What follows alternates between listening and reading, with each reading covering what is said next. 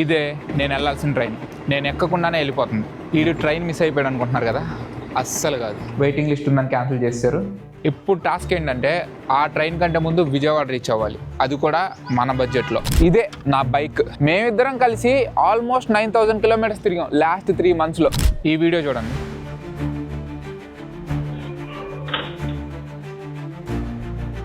నా బైక్ పోయింది.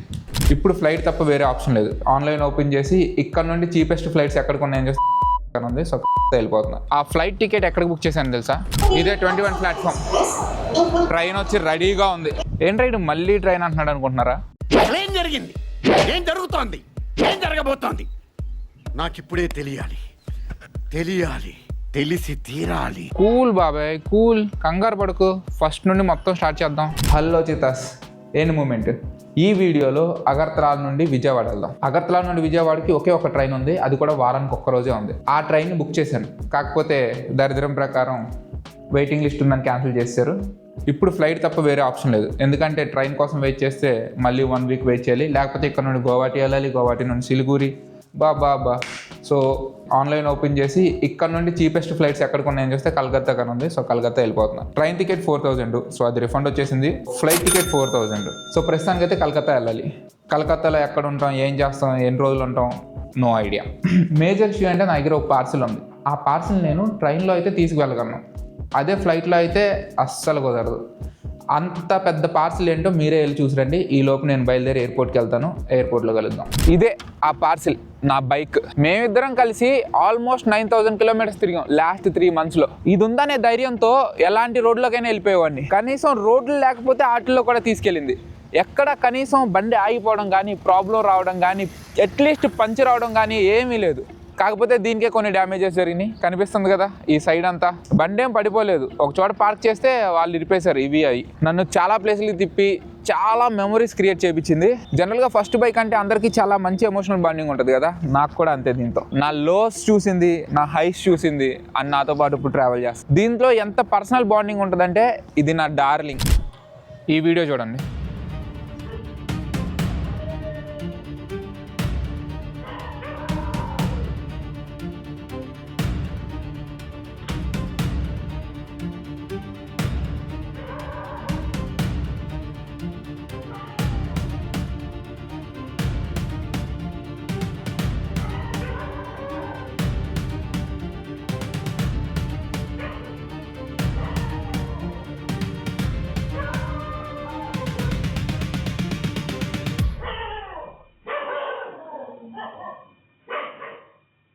నా బైక్ పోయింది. అంత బాండింగ్ ఉన్న బైక్ పోతే చాలా బాధగా ఉంటుంది. నైట్ 2:40 ఆ టైంకి ఆ దొంగ బండి దగ్గరికి వచ్చి పైన కవర్ తీశాడు. అటు ఇటు చూస్తున్నాడు. ఈలోపు అటువైపు నుండి ఒక బండి వస్తుంటే అక్కడ నుండి కొంచెం ముందుకు నడుచుకుంటూ వెళ్ళిపోయాడు. మళ్ళీ కాసేపటి తర్వాత అలా వెనక్కి నడుచుకుంటా పాస్ అయ్యాడు బండిని. మళ్ళీ ఇంకొక 1 minute ఆగి అక్కడ నుండి డైరెక్ట్గా బండి దగ్గరికి వచ్చి అప్పుడు హ్యాండ్ లాక్ని ఎరక్కొట్టి సైలెంట్గా తోసుకుంటూ వెళ్ళిపోయాడు. మళ్ళీ ఇదంతా మెయిన్ రోడ్ మీదే జరిగింది. అటు ఇటు వెహికల్స్ తిరుగుతూనే ఉన్నాయి, అయినా కానీ సింపుల్గా లేపేశాడు. దొంగలు బాగా తిరుగుతున్నారు, చాలా జాగ్రత్తగా ఉండండి. హ్యాండ్ లాక్ ఒకటి వేసి వదిలేస్తే అస్సలు సరిపోదు. దాని కింద టైర్కి కూడా కొన్ని లాక్స్ ఉంటాయి, ఖచ్చితంగా ఎక్కువని నైట్ టైం యూజ్ చేయండి అలాంటి లాక్స్. మాకు సీసీటీవీ ఉంది కాబట్టి దాని ఫుటేజ్ ఉండడం వల్ల చాలా యూజ్ అయింది. ఎప్పుడు పోయింది, ఎలా పోయింది, ఎవరు తీసాడు అనేది ఒక ఐడియా వచ్చింది. కుదిరితే మీరు కూడా సీసీ కెమెరాస్ పెట్టుకోండి, చాలా పోర్టబుల్ వస్తున్నాయి. ఆ లాక్ అండ్ సీసీటీవీ లింక్స్ కింద డిస్క్రిప్షన్లో ఉంటాయి. ఒకవేళ మీకు కావాల్సి వస్తే వెళ్ళి అక్కడికి పర్చేస్ చేసుకోండి. మార్నింగ్ 2:48కి బైక్ పోతే 8 కల్లా బండి దొరికేసింది. ఎలా అంటే మార్నింగ్ 6కి మా డాడీ లేచి చూశారు. ఆ టైంకి మంచి నిద్రలో ఉన్నా, లేపి బండి ఎక్కడ ఎవరికైనా ఇచ్చావని అడుగుతున్నారు. లేదే, తాళం కూడా నా దగ్గరే ఉందని చూపించా.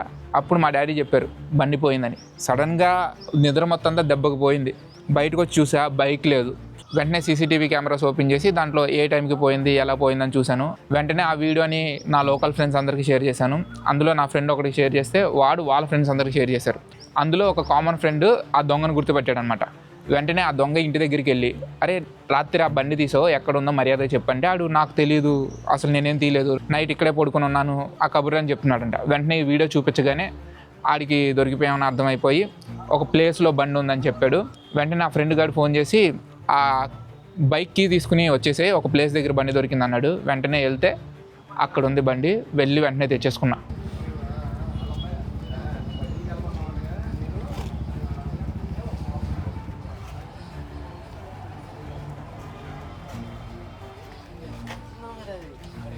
బైక్ పోయిందని తెలిసిన జస్ట్ 2 అవర్స్లో బండి మళ్ళీ దొరికింది. ఇదంతా జస్ట్ ఆ సీసీటీవీ ఫుటేజ్ ఉండడం వల్ల మాత్రమే జరిగింది. మీరు కూడా చాలా జాగ్రత్తగా ఉండండి. ఇంకా బ్యాక్ టు వీడియో. ఇప్పుడు అగర్తలాలో ఉన్నా కదా, ఇక్కడ నుండి విజయవాడ 2600 కిలోమీటర్స్ ఉంది. రోడ్డు మీద వెళ్ళాలన్నా రోజుకి 500 కిలోమీటర్స్ తోలినా 5 days పట్టిద్ది అనమాట. పెట్రోల్కి, స్టేకి, ఫుడ్కి ఇవన్నీ చూసుకున్నా సేమ్ అవుతుంది. సో దీనికి రెస్ట్ దొరికిద్ది, నాకు రెస్ట్ దొరికిద్ది అని చెప్పి దీన్ని పార్సల్ చేస్తున్న ట్రైన్లో. నా వెనకాల కనిపిస్తుంది కదా, అదే పార్సల్ ఆఫీసు.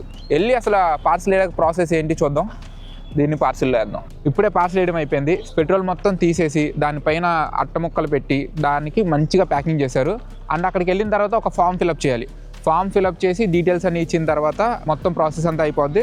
1/2 hour పట్టింది మొత్తం ప్రాసెస్కి. ఇలా ఒక స్లిప్ ఇస్తారు. ఈ స్లిప్ కంపల్సరీ మనకి ఇది చూపిస్తేనే బండి మనకి రిటర్న్ ఇస్తారనమాట. టోటల్ 2330 రూపీస్ తీసుకున్నారు బైక్కి. తర్వాత పార్సల్ చేసినందుకు ట్రైన్లోకి లోడ్ చేయడానికి 500. సో టోటల్ మొత్తం అన్ని కలుపుకొని 3000 అనుకోండి. సో 3000లో అగర్తలా నుండి విజయవాడ వచ్చేస్తుంది బండి. బోర్డింగ్ అంతా అయిపోయింది. ఫ్లైట్ గేట్ దగ్గర వెయిటింగ్. క్విక్ అప్డేట్ ఏంటంటే కలకత్తా నుండి విజయవాడకి తత్కల్లో ఒక టికెట్ దొరికింది. కాకపోతే అది ఈ రోజు కాదు, రేపటికి. సో ఈ రోజు మధ్యాహ్నం 12ంటికి కలకత్తాలో ఎదుగుతాను. రేపు మధ్యాహ్నం 12:30కి ట్రైన్ విజయవాడకి. సో నా దగ్గర 24 hours టైం ఉంది కలకత్తాలో. ఒక ఫ్రెండ్కి కాల్ చేసా. వాడు నా వాటర్ స్కీయింగ్లో పరిచయం, నా రూమ్మేట్ అనమాట. వాడు వాళ్ళ ఇంటికి పిలిచాడు. స్టే కూడా సెట్. నెక్స్ట్ 24 hours కలకత్తాలో ఎక్స్ప్లోర్ చేద్దాం.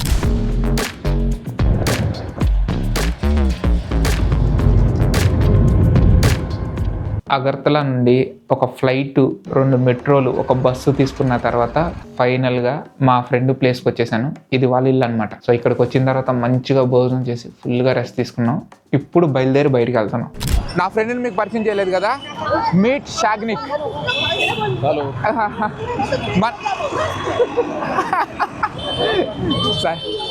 మనోడు నాకు వాటర్ స్కీయింగ్ బ్యాచ్మేట్, రూమ్మేట్ కూడా. నేను మీకు ఎప్పుడు చెప్తా ఉంటా కదా, అడ్వెంచర్ యాక్టివిటీస్ చేస్తే ఓన్లీ స్కిల్ నేర్చుకోవడమే కాదు, ఒక కమ్యూనిటీ బిల్డ్ అయ్యిందని చెప్పి ఇదే ఆ కమ్యూనిటీ బిల్డ్ అవ్వడం అంటే. ఇప్పుడు నాకు మోస్ట్లీ ప్రతి స్టేట్లో ఒక దగ్గర ఒక ఫ్రెండ్ ఉన్నారు. ఇప్పుడు కలకత్తాలో మనోడు ఉన్నాడు.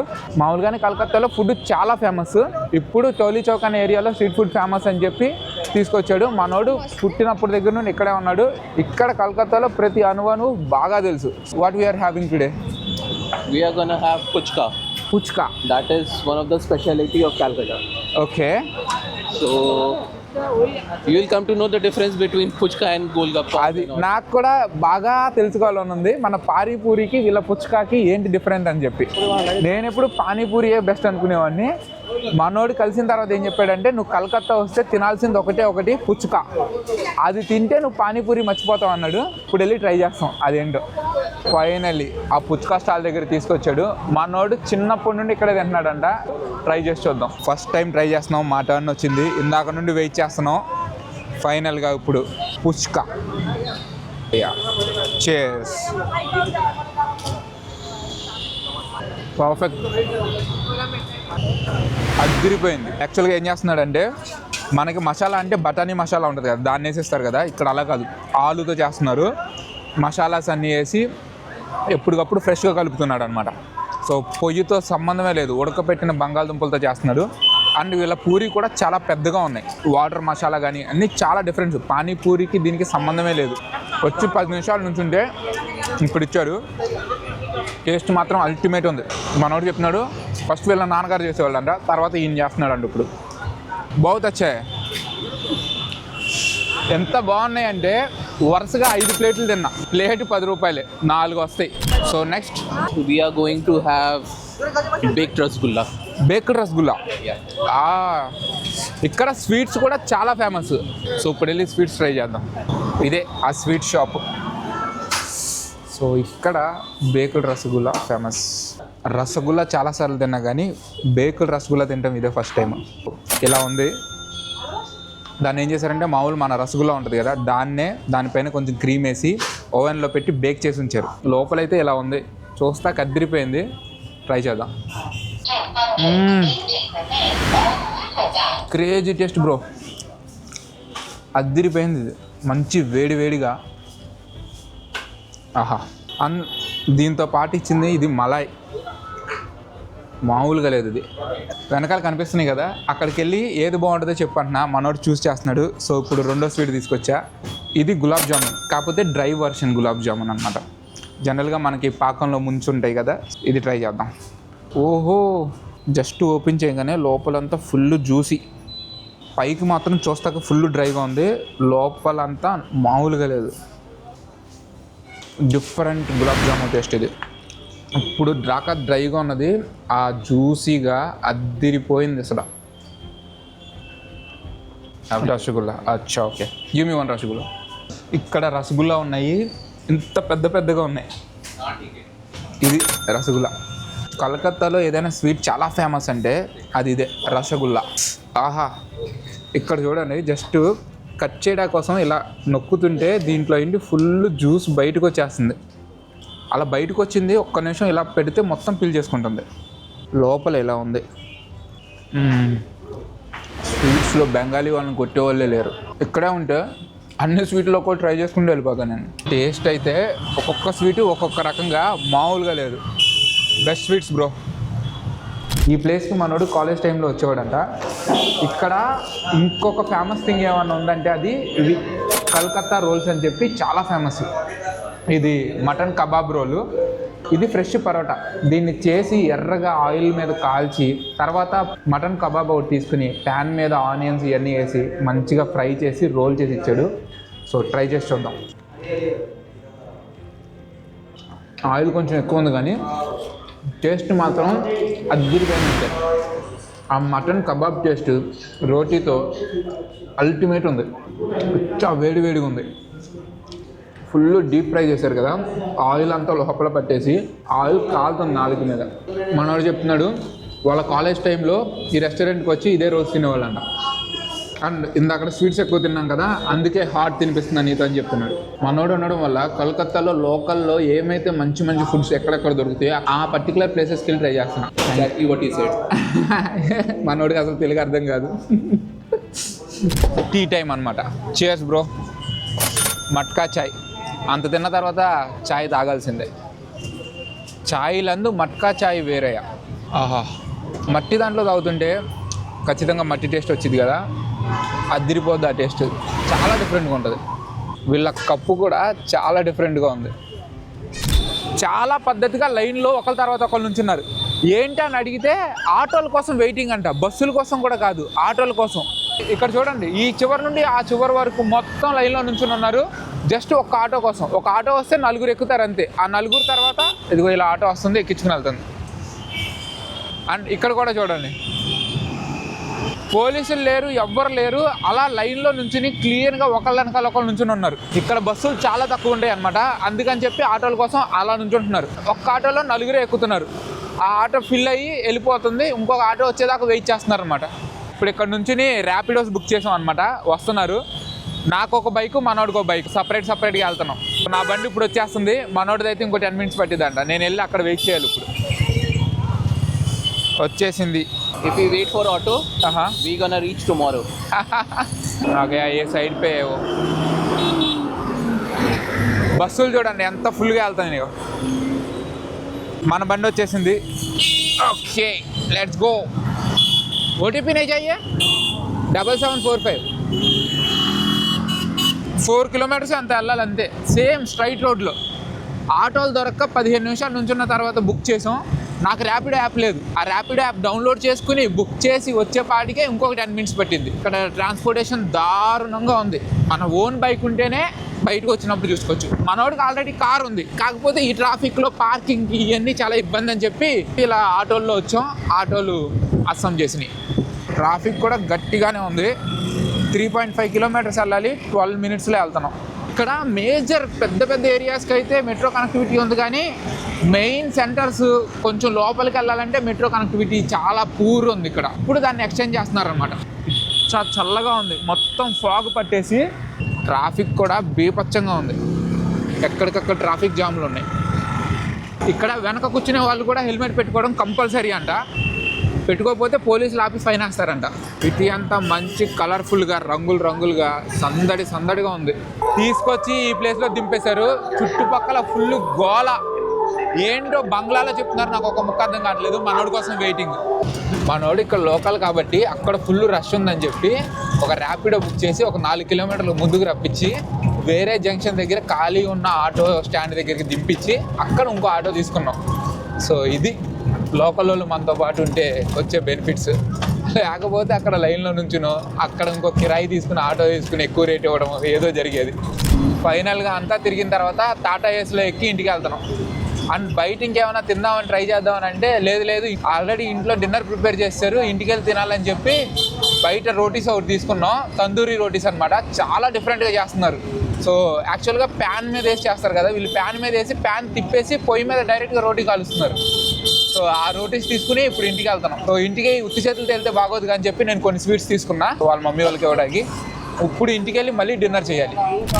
బయట అంత తినొచ్చిన తర్వాత కూడా ఇంట్లో చికెన్ కర్రీ చేపించి దాల్ తడకా చేపించి తినాల్సిన దాన్ని పట్టి కూర్చోబెట్టాడు. ఫైనల్గా ఎలా అయితే కంప్లీట్ చేస్తాం.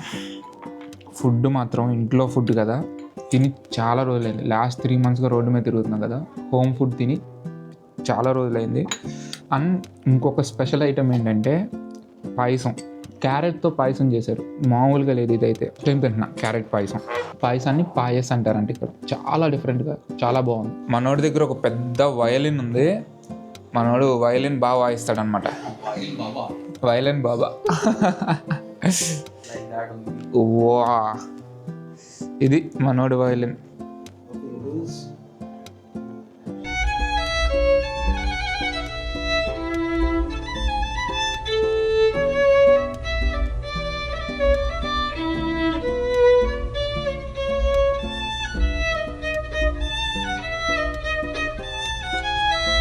మనోడు ఎంత బాగా చూసుకుంటున్నాడంటే మాటల్లో చెప్పలేను. ఉన్న తక్కువ టైంలోనే ఎక్కడెక్కడ తిప్పి కవర్ చేయాలో మొత్తం కవర్ చేశాడు. అంత తిన్న తర్వాత కూడా ఇంటికి తీసుకొచ్చి మళ్ళీ భోజనం పెట్టాడు. ఇంకా కడుపు మొత్తం ఫుల్ అయిపోయింది. ఈకల దాకా తింటాం అంటారు కదా, ఈరోజు తిన్నాను. ఇది తన పర్సనల్ బెడ్రూమ్. ఈ బెడ్రూమ్ మొత్తం నాకు ఇచ్చేసి తనైతే వేరే రూమ్లో పడుకున్నాడు. ఈ రూమ్ అంతా ఒక పర్సనల్ రూమ్ ఇచ్చాడు వాళ్ళ ఇంట్లో నాకు. ఇలాంటి బాండ్స్ జస్ట్ ఏదో ర్యాండమ్గా కలిస్తే రావు. ఆ కనెక్షన్ ఉంటుంది చూసారా, అంటే అడ్వెంచర్ కోర్స్లో 15 days ఒకే రూమ్లో ఉండి ఆ 15 daysలో ఏర్పడిన బాండ్ ఇది. ఒక బ్రదర్హుడ్. ఒక్కడే కాదు, యాక్చువల్గా ఆ కోర్స్లో 25 members ఉంటే 25 membersకి అందరితోనే ఇదే బాండ్ ఉంటుంది. అది నా ఒక్కడికే కాదు, మాలో అందరికీ అలాగే ఉంటుంది. అడ్వెంచర్ అనేది ఒక కమ్యూనిటీ అనమాట. మీరు కూడా అందులోకి వస్తే అప్పుడు మీకు అర్థమైంది ఇదంతా. చాలా హ్యాపీగా ఉంది. చాలా రోజుల తర్వాత మళ్ళీ నా ఫ్రెండ్ని కలిసినందుకు అండ్ ఇదంతా చాలు. ఇంకా మళ్ళీ పొద్దున్నే లేచి ట్రైన్ క్యాచ్ చేయాలి వెళ్ళి. సో తొందరగా పడుకుందాం, మళ్ళీ రేపు పొద్దున్నే కలుద్దాం. Good night.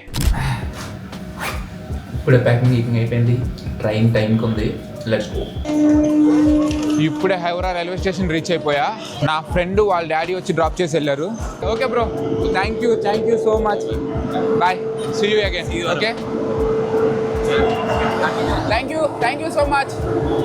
కానీ మనోడు చాలా బాగా చూసుకున్నారు. అండ్ పొద్దున్నే రెడీ అయిపోయి బయలుదేరుతున్నప్పుడు కూడా లేదు నువ్వు టిఫిన్ చేయాల్సిందని టిఫిన్ చేసి తను వాళ్ళ డాడీ ఇద్దరు వచ్చి కారులో దింపెళ్ళారు. అండ్ ఈ హౌరా రైల్వే స్టేషను నేను చూసిన అన్ని రైల్వే స్టేషన్లో బిజియెస్ట్ రైల్వే స్టేషన్. అంతా ఇక్కడ 2xలో నడుస్తున్నట్టుంది. జనరల్గా ఇక్కడ ఎక్కడ చూసినా ఫాస్ట్ ఫార్వర్డ్లో పరిగెడుతున్నారు అందరూ, అంతా అలా కదులుతున్నారు. 2xలో కనిపిస్తుంది నాకు. ఇప్పుడే ట్రైన్ ప్లాట్ఫామ్ నెంబర్ 21కి వచ్చిందంట. ఇన్ని ప్లాట్ఫామ్స్ కూడా ఎక్కడ చూడలేదు. 25 ప్లాట్ఫామ్స్ ఉన్నాయి, ఇదే 21 ప్లాట్ఫామ్. ట్రైన్ వచ్చి రెడీగా ఉంది, వెళ్ళి ఎక్కేయడమే. సో ఇది కంపార్ట్మెంట్. అప్పర్ బెర్త్ వచ్చింది. 20 hours ఇక్కడే ఉండాలి. ఇప్పుడే వాటర్ అమ్మడానికి వచ్చాడు, 2 బాటిల్ తీసుకుని పెట్టారు రెడీగా. ట్రైన్ స్టార్ట్ అయినాకైతే 20 rupees అంట, ఇప్పుడైతే 15 rupees అంట. బిజినెస్. ఈ భయ్యా పరిచయం అయ్యాడు. క్యా నామ్ హై ఆప్కా? కుందన్ యాదవ్. విజయవాడ, విశాఖపట్నం, వైజాగ్ వెళ్తున్నారంట మన వాళ్ళు బీహార్ నుండి. తెలుగు వస్తుందా మీకు? అచ్చా, సూపర్. అయితే అన్నకు తెలుగు కూడా వచ్చింది. అప్పుడే ఒకళ్ళు పరిచయం అయిపోయారు మనకి. చక్కగా మాట్లాడుకుంటే వెళ్ళచ్చు, లేకపోతే బోర్ కొట్టింది. ఇది ఇప్పుడు నేను ఎక్కిన ట్రైన్ ప్లాట్ఫామ్ మీద ఉంది కదా, ఆ ప్లాట్ఫామ్ మీద ఉంది. జస్ట్ పక్కకి తిరిగితే రోడ్లు, డైరెక్ట్ కార్లు వచ్చేస్తున్నాయి ప్లాట్ఫామ్ మీదకి. ఫస్ట్ టైం చూస్తున్నా ప్లాట్ఫామ్ మీద కార్లు వచ్చి ఆగడం. ఇక్కడ దిగి డైరెక్ట్ ట్రైన్లు ఎక్కుతున్నారు. క్రేజీ అసలు. ఇప్పుడే ట్రైన్ స్టార్ట్ అయింది. నెక్స్ట్ 20 hours ఇదే ట్రైన్లో ఉండాలి. ఇంత లాంగెస్ట్ జర్నీ చేయడం చాలా రేర్. చూద్దాం ఎలా జరిగిద్దో జర్నీ. ఎంత పైకి ఉంది ఇది. 2-3 సార్లు నెత్తి దబేలు అని తగిలింది దీనికి. అప్పర్ బెర్త్ పడుకుంటాక కూడా అన్కంఫర్టబుల్గానే ఉంది. దానికి తోడు అందరూ ఎవరి కాళ్ళు నిన్నటి నుండి ఎక్కిన దగ్గర నుండి ఒకరితో మాట్లాడుకోవడం లేదు, ఏమీ లేదు. జస్ట్ ఎవరి ఫోన్లో వాళ్ళు చూసుకుంటా ఆ లోకంలో వాళ్ళు ఉన్నారు. నేను ఇంకెవరైనా మాట్లాడతారు, జనరల్గా మాట్లాడుకుంటూ వస్తే టైం తెలియదు అనుకున్నా కానీ అలా ఏం లేదు. అండ్ అది కాక ట్రైన్ 2 గంటలు లేట్. ఇప్పుడు ఇంకొక హాఫ్ అన్ అవర్లో దిగిపోతాను. ఫైనల్గా 22 అవర్స్ తర్వాత విజయవాడ రీచ్ అయిపోయా. అనుకోకుండా మన ప్లాన్స్ అయితే మనం చాలా బాధపడిపోతాం. అరే నేను అనుకున్నది అవ్వలేదు, అది జరగలేదు, నేను ఇది ప్లాన్ చేశాను అది అవ్వలేదని. బట్ దాని తర్వాత జరిగాయి దానికంటే బెస్ట్గా ఉంటాయి. నేను ప్లాన్ చేసినట్టుగా డైరెక్ట్ త్రిపుర నుండి విజయవాడ వచ్చేస్తే జస్ట్ ట్రైన్లో ఇలాగే ఏమీ లేకుండా వచ్చేసేవాడినేమో. అదే ట్రైన్ క్యాన్సిల్ అయ్యడం వల్ల వెళ్ళి నా ఫ్రెండ్ దగ్గర ఉన్నాను, ఒక రోజు కలకత్తా ఎక్స్ప్లోర్ చేయగలిగాను. బెస్ట్ మెమరీస్ వచ్చినాయి, బెస్ట్ మూమెంట్స్ ఉన్నాయి. ఎప్పుడు ప్లాన్ చేసింది అవ్వలేదని చెప్పి బాధపడకుండా go with the flow. Bike విషయానికి వస్తే నేను వేసిన ట్రైన్ ఒకటి, నేను వచ్చిన ట్రైన్ ఒకటి కాబట్టి అది ఈ రోజు సాయంత్రానికి వచ్చేది. ఈ రోజు సాయంత్రం కానీ రేపు పొద్దున కానీ స్లోగా తీసుకోవచ్చు. సో బైక్ కూడా సెట్. మొత్తం బైక్ నాకు ఖర్చు అంతా కలిపి 9,000లో త్రిపుర నుండి ఇక్కడికి వచ్చేసాం. ఆ ట్రైన్ క్యాన్సిల్ అవ్వకపోతే 7,000 పడేది. ట్రైన్ క్యాన్సిల్ అవ్వడం వల్ల నేను కలకత్తా వెళ్ళి ఒక రోజు ఉండి మొత్తం తిరిగి ఎక్స్ప్లోర్ చేసి వేరే దాంట్లో ఫ్లైట్ తీసుకుని వచ్చినా కానీ 9,000 అయింది. సో జస్ట్ 2,000కి ఒక 24 అవర్స్ కలకత్తాలో ఉన్న బెస్ట్ మెమరీస్ వచ్చినాయి. అది ఈ వీడియో నచ్చితే ఏం చేయాలో తెలుసుగా, లైక్ చేసి మీ ఫ్రెండ్స్కి షేర్ చేయండి. అలాగే ఈ వీడియో గురించి మీరు ఏమనుకున్నారో కింద కామెంట్స్లో చెప్పండి. నేను ఇప్పుడు ట్రావెలింగ్ అంటే డెస్టినేషన్ కాదు, జర్నీ అని నమ్ముతాను. అలాగే నా జర్నీలో మీరు పార్ట్ అవ్వాలనుకుంటే సబ్స్క్రైబ్ చేసి పక్కన ఉన్న బెల్ ఐకాన్ నొక్కండి. నేను వీడియో పెట్టగానే మీ వరకు వస్తుంది.